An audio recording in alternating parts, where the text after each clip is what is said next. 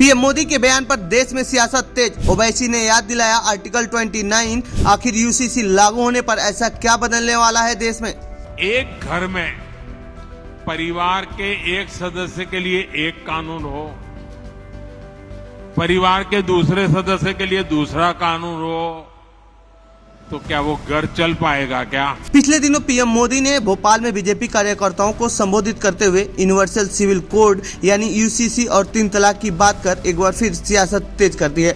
उनके इस बयान के बाद असदुद्दीन ओवैसी ने आर्टिकल 29 बात कर एक बार फिर हिंदू शादी और मुस्लिम शादी एक्ट पर विवाद खड़ा कर दिया है।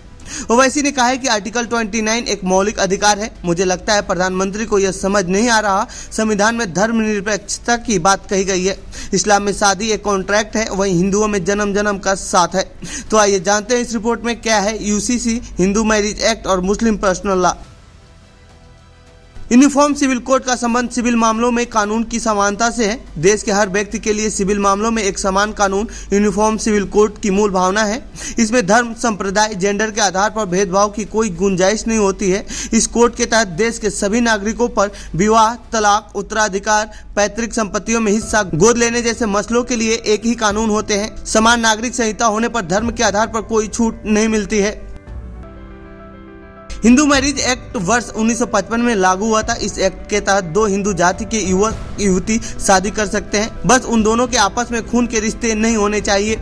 साथ ही ये एक्ट कहता है कि अगर कोई युवक या युवती दूसरी शादी करना चाहते हैं तो बिना तलाक के दूसरा विवाह मान्य नहीं होगा या फिर किसी भी पक्ष की जीवन साथी जीवित न हो।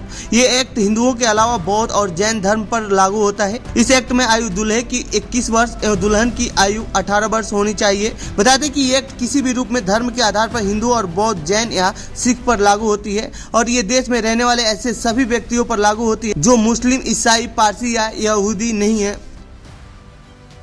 भारत में मुस्लिमों के पर्सनल मैटर जैसे शादी, डाइवोर्स, मेंटेनेंस, चाइल्ड कस्टडी आदि के फैसले पर्सनल लॉ के तहत होता है।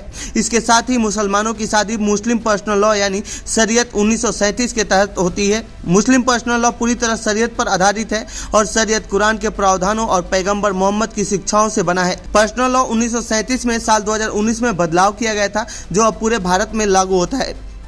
अब यदि देश में यूनिवर्सल सिविल कोड लागू होता है तो इन एक्टों में बदलाव करना पड़ सकता है। यही वजह है कि मुस्लिम समाज यूसीसी का विरोध कर रहा है।